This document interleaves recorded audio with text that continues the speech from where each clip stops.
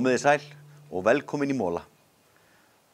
Við í Móla-fjölskyldunni höfum ákveðið að breyta örlítið til og í stað þess að senda ykkur heila Móla-þætti ætlum við í framtíðinni að prófa að senda ykkur staka Móla. Það er gaman að sjá hvernig það kemur út.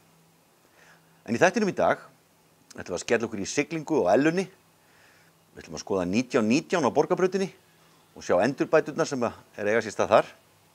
En við ætlum að byrja þáttinn á því að hitta Stefán Gíslason, trufla hann aðeins í garðvinnu og fræðast Laugavegshlaupið. Góðan daginn, Stefán. Já, góðan daginn. Hvað segirðu þá? Bara nokkuð gott, sko. Ég verið að dytta garðinum. Blessar. Aðeins verið að róta bara. Aðeins verið að róta. Ég veist að þér er margt til lista lagt, veit ég. Já, ég er ekki engin rosalegu garðlista maður, sko, en svona ég tek þátt í því. Já, við ætlum nú að heimsækja þig í dag, af því að við fréttum við veitum að þú ert náttúrulega, má ekki kalla þig með réttu fyrsta Flandra. Ég var svona, ég er fyrsti til þriðji Flandri, sko. Já. Og Flandri er náttúrulega hlaupahópurinn hérna í Borgarnesi. Já, einmitt. Þú hlýtur þá að vita allt Laugavegshlaupið. Ég veit ýmislegt það, kannski ekki allt. Hvað geturðu sagt okkur? Náttúrulega Laugavegshlaupið er þetta árlega hlaup frá Landmannalaugum niður í Þórsmörk sem er búið að vera alveg núna síðan 1997 eða svo á hverju ári. Og 53 til 55 kílómetrar eftir í hver mælir. Og var nú fyrst bara svona eitthvað sem örfáir lögðu í að fara, sko, en núna er þetta orðið þannig. Þetta er orðið bara mjög eftirsótt og ég held að séu að þess ári skráðu 500 manns eitthvað þannig. Og það er bara kvóti sem selst upp á 1-2 sólarhringum. Byrja að skrá í janúar og það bara slegist að komast. Og það er, þetta er svona lengsta, þetta er svona kannski þekktasta utanvegarhlaup á Íslandi svona til lengri tíma litið, sko. Búið að vera eins og segi í 20 ár. Og bara skemmtileg áskorun og ótrúlega falleg leið eins og þeir vita sem hafa labbað Laugaveginn, skulum við segja. Fólk gengur þetta á 4 dögum, gjarnan. En menn náttúrulega talsvert fljótar að hlaupa. Talsvert fljótar að hlaupa 4 daga leið, en þetta er ekkert skemmtiskokk. Þetta er mjög skemmtilegt skokk. Nei, þetta er náttúrulega ekki fyrir fólk nema að sé í mjög góðu standi líkamlega. Þú kannski hleypur ekkert 50-60 km dagleið nema að vera í ansi góðu standi, sko. Það í leiti er ekki skemmtiskokk. Þetta er ekki fyrir hvern sem er með þurfa að undirbúa þetta vel og vita hvað þeir að gera. Já. Þetta er svolítil áskorun. Þetta er skemmtileg áskorun. Upplagt að gera þetta einmitt þegar maður er á stórafmæli, 30, 40, 50, 60, 70 ára eða eitthvað svoleiðis. Ég einmitt hljóp þetta fyrst, ég var 50.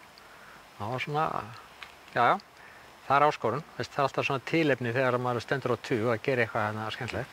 Og þetta er skemmtilegt, þar ég get alveg staðfest það. Og Flandri fer, og það er eitthvað fólki að fara úr nesinu. Segðu mig, það er svolítið stór hópur, er það ekki? Jú, það er eiginlega ótrúlega stór hópur, sko. Hingað til hafa Borgnesingar ekkert fjölmennt í þetta hlaup. Við erum ef allt er talið 4-5 sem höfum hlaupið þetta, einhvern tíma, sko. Sumir nokkrum sinnum. En núna í þetta ár, og hlaupið sem fer fram núna 13. júlí, þetta ár eru skráðir 17 sem eru í Flandra eða tengjast Flandra og þetta er ekki allt Borgnesingar, við getum sagt að þetta er svona 15 Borgnesingar eða borgfirðingar allavega í þessum hópi.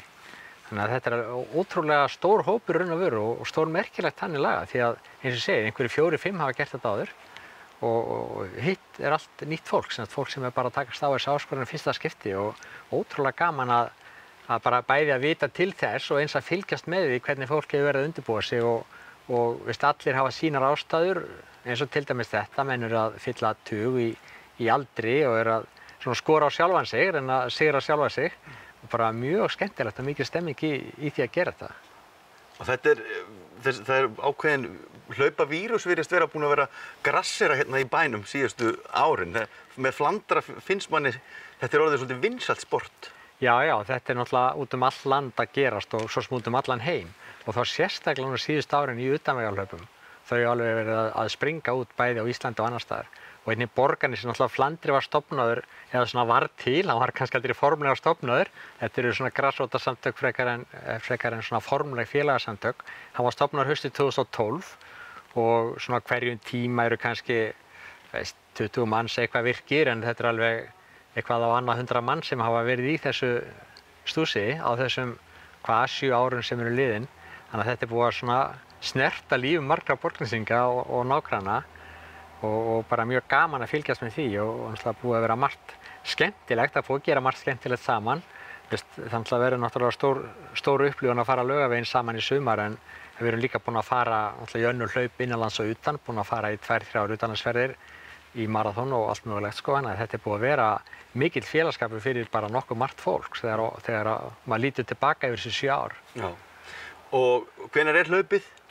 Laugarslaupið er semst laugardaginn 13. maí, laugardaginn 13. júlí og þetta byrjar alltaf klukkan 9 ef maður rétt sko í Landmannalaugum og svona þeir fyrstu, já svona þeir allra fyrstu verða komnir niður í Þórsmörk eittleytið eftir 4 tíma, en ég held kannski að við sem erum í Flandra verum ekki alveg svo fljót, en ef allt gengur vel þá verður það kannski þau fyrstu svona 5,5 tíma og svo svona 6 tíma, 7 tíma, 8 tíma, 9 tíma, það eru tímamörk. Maður þarf að klára þetta held ég á hvort það er 9 tímar og 15 mínútur. Þá er markinu lokað og slökkt á klukkunum. Já. En ég trúi því að allur þessi hópur nái því og færi bara létt með það.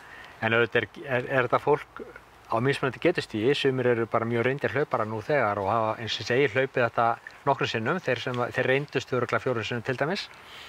Og þannig að það verður bara gaman að sjá hvernig menn takast á þetta og hvernig árangurinn verður. Mjög spennandi. Hver með sínu nefi í þessu eins og öðru? Já, það skiptir líka sérstaklega miklu máli þegar fólk gerir þetta í fyrsta skipti að menn séu ekki að setja sín einn óraunhæf markmið. Það bara komast alla leið og hafa gaman að þessu og þá einhvern veginn verður þetta bara alveg stórkostlegur dagur. Ég held að allir sem hafa gert þetta, þeir geta sagt á sömu sögu, þetta er meiri háttar upplifun og það verður svolítið að gera þetta hver með sínu nefi. Maður getur ekkert, það gerist margt á svona leið, það er farið upp og niður brekkur, það er vaðnar ár og þetta er löng leið, mismunandi undirlag, það er grjót, það er leir, það er sandur, það eru moldargötur og það eru gíl og glúfur og það er svo margt sem kemur upp á, þetta er svona ferðalag. Maður veit aldrei þegar maður leggur af stað, jafnvel þó maður sé búinn að fara það nokkrum sinnum áður, nákvæmlega hvað kemur fyrir í þetta árið. Síðast þegar ég fór til dæmis datt ég og axlabrotnaði, það var ekki fyrir séð. Þannig að vísu kemur það mjög sjaldan fyrir og vonandi kemur það ekki fyrir neitt á þessu ári og vonandi kemur það aldrei fyrir mig aftur. En semst, þetta er ferðalag, það er ótrúlega margt sem gerist og maður verður einhvern veginn að vera tilbúinn til að taka því sem að höndum ber og viðbúinn öllu bara eins og í lífinu sjálfu. Þú getur ekki alveg planað, þú verður bara að gera þetta á þinn eigin hátt. Sko. Við vonum að þetta gangi allt sem best, skilaðu góðri kveðju á þitt fólk. Ég geri það. Þeir sem vilja vera með á næsta ári, geta þeir ekki komið og komið sér í form með Flandra? Jú, allir velkomnir. Flandri er alveg galopinn félagsskapur. Það er engin félagskrá, bara mæta á æfingar. Yfir veturinn er það alveg reglulegum tímum, 3 í viku. Yfir sumar er svona losnar aðeins upp. En svo auðvitað bara að hafa samband við eitthvað af þessu fólki sem er að hlaupa þarna og þeir eru nú, eins og ég segi, 15 eða 17 að fara á Laugaveginn, þá eru margir sem geta gefið góð ráð fyrir Laugaveginn næsta ár. Það er bara að vera svolítið snemma í því vegna þess að skráningin opnar væntanlega í janúar og maður hefur kannski 1 eða 2 sólarhringa til að skrá sig að maður þarf ekki að missa af lestinni. Þetta er, eins og ég segi, ótrúlega vinsælt sport og bara vinsælt með hverju ári. Það er farið að koma mjög mikið af fólki utanlands, þannig að það þarf ekki annað en einn góðan hlaupahóp frá Bandaríkjunum til að kaupa alla miðana bara einu bretti, það hefur gerst nánast sko. Og þannig að bara hugsa þetta í tíma, rifið upp hvort að maður á stóra afmæli næsta ár kannski, 2020 sko. Þeir sem eru fæddir á sléttri tölu 1960, 70, 80, 90, þetta er upplagt fyrir þá sérstaklega og bara að gera að fara að hugsa þessa hugsun, er þetta eitthvað fyrir mig og svona leita þessi upplýsingar. Svo er auðvitað hægt að finna upplýsingar á hlaup.is og marathon.is, Laugarslaupið er með eigin síðu, þannig að það er við hægt að setja sig inn í þetta og bara að gera, að fara að velta fyrir sér. Ég kom með hugmynd að verkefni þegar ég fyrir næsta tug. Já. Við skulum sjá hvað gerist. Já, sjá til. Takk þér fyrir og ég ætla að hleypa þér aftur í plönturnar. Já, aðeins að fara að róta. Vertu sæll. Takk, blessaður.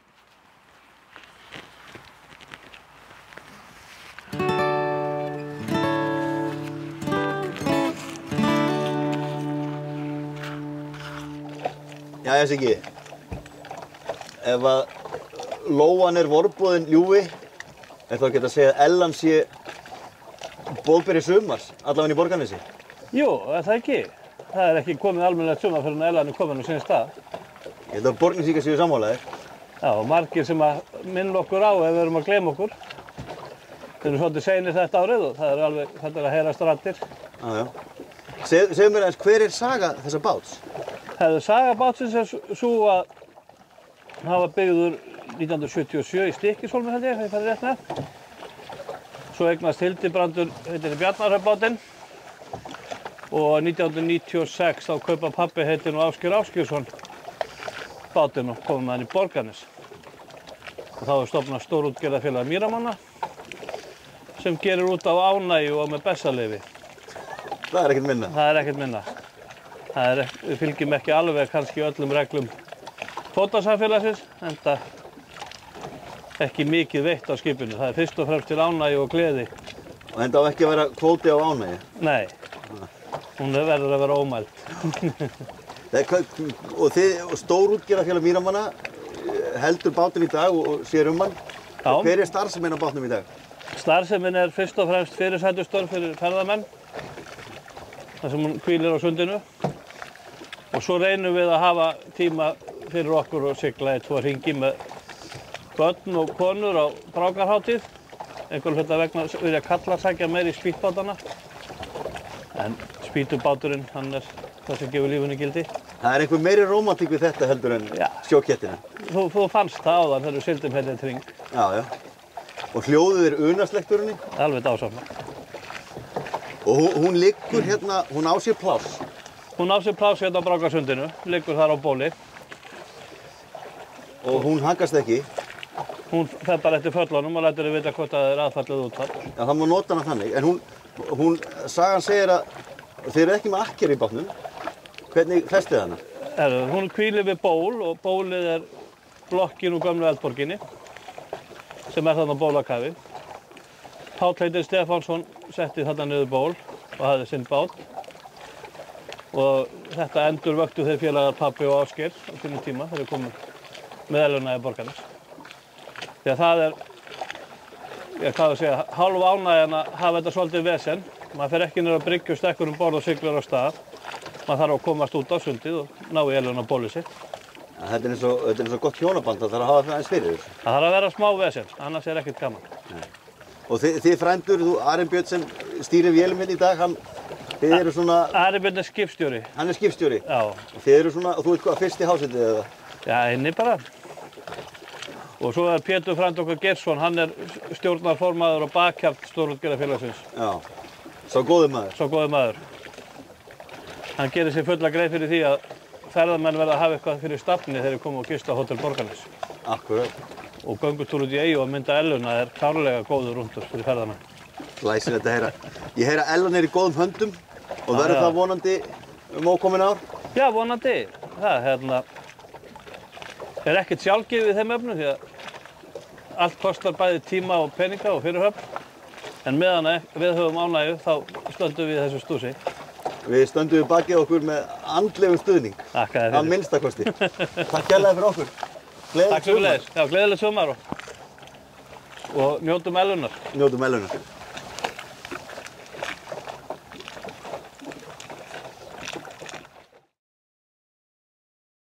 Jæja, Bogi, við erum stödd hérna fyrir utan 1919. Þú ert nýjasti íbúinn hér. Hvernig er íbúasamsetningin í þessu húsi í dag? Jú, við erum 2 sem búum hérna. Ég og sambýliskona mín, Louise Basini. Og svo er dóttir mín hjá okkur svona, hvað við segja, viku í mánuði eða svo. 9 ára stúlka, Rebekka Rán. Og hvað dregur fólk í hús sem þarfnast töluvert aðhlynningar? Já, það nú sem betur fyrir þannig að fólk misjafnt og það sem dró okkur í Borgarnes var einmitt þetta hús. Við vorum í þeirri stöðu fyrir 2 árum síðan að við vorum að leita okkur að fasteign til þess að kaupa og gera upp. Við erum, Louise, sambýliskona mín, er innanhúsarkitekt og ég hef sagt að ég sé hálfmenntaður húsgagnasmiður. Það sem ég kláraði ekki námið í húsgagnasmiði og má þar alveg ekki kalla mig smið en hef unnið við smíðar undanfarin ár. Og við rekum saman sem sagt verktakafyrirtæki í því að gera upp hús okkur langaði hvað að segja, koma okkur fyrir einhvers staðar á huggulegum stað. Og fyrir 2 árum þá vorum við semast að leita okkur að fasteigni sem okkur langaði að gera upp. Og raun og veru lá allt landið undir. Við vorum á þeim tímapunkti á Eskifirði og skoðuðum nokkrar eignir þar og buðum í, en það fór nú svo að við eignuðumst ekkert þar. Og þá fórum við að skoða víðar, horfðum í kringum okkur á Norðurlandi, á Akureyri, og svo fundum við auglýsingum að þetta hús væri til sölu á MBL og bara féllum fyrir því strax. Það var alveg ljóst í upphafi að þetta var gífurlegt verkefni. En okkur fannst bara húsið vera slíkt að við bara vildum ekki missa þessu tækifæri. Við erum auðvitað að tala um húsið 1919. Þetta er hús sem er Borgnesingum kært. Hefur eitthvað sérstaka stað í hjörtum Borgnesinga? Hvað geturðu sagt okkur um sögu hússins? Já, við kannski áttum okkur ekki á því þegar við eignuðumst húsið nákvæmlega hversu kært húsið er Borgnesingum. En við fórum svona, það fór að renna upp fyrir okkur ljós fljótlega. Það sem ég veit um sögu hússins er að það er byggt í 1919 og á þeim tíma virðist að vera byggt að miklum myndarskap. Það virðist hafa verið bara gert á almennilegan máta, ekkert til sparað og þetta var sem sagt Magnús hét maðurinn sem byggði húsið og þetta var heimili hans og hans afkomenda, skilst mér, í 3 ættliði.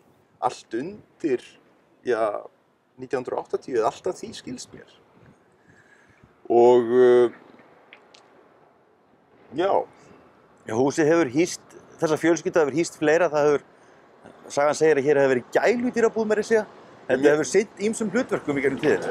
Húsið er náttúrulega 3 hæðum og það hefur verið breytilegt í gegnum tíðina hvort að það hefur verið samgangur á milli hæðanna eða hvort þær hafa verið aðskildar.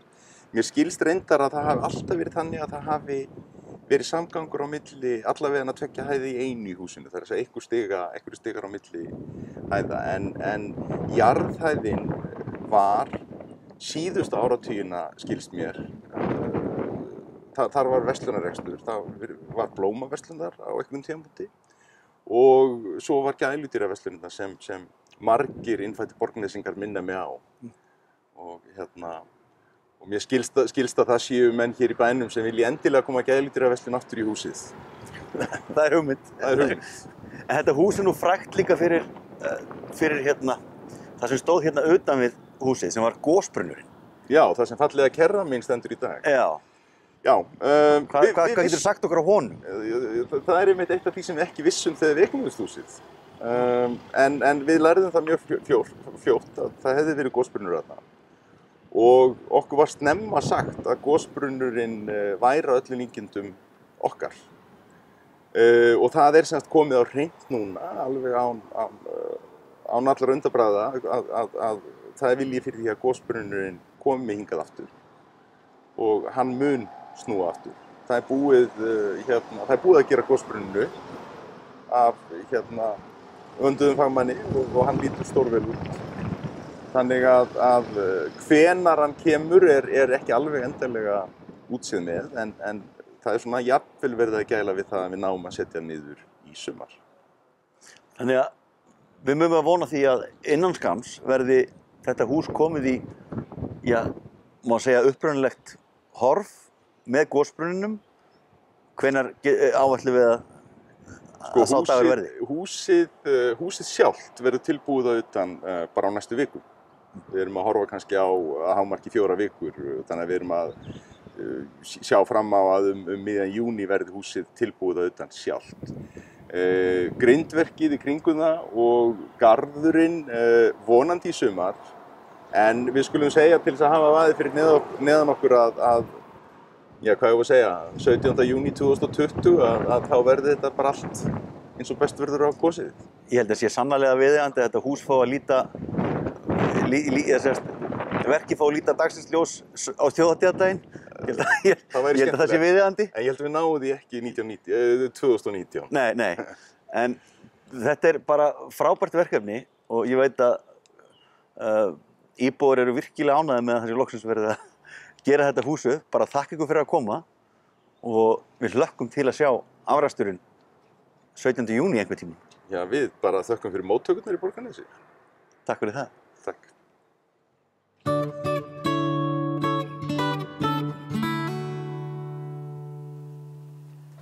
Jæja, þá er það ekki fleira í dag. Við hittumst næst í stökum mola. Þangað til, njótiði veðurblíðunnar. Ég veit að ég ætla að gera það.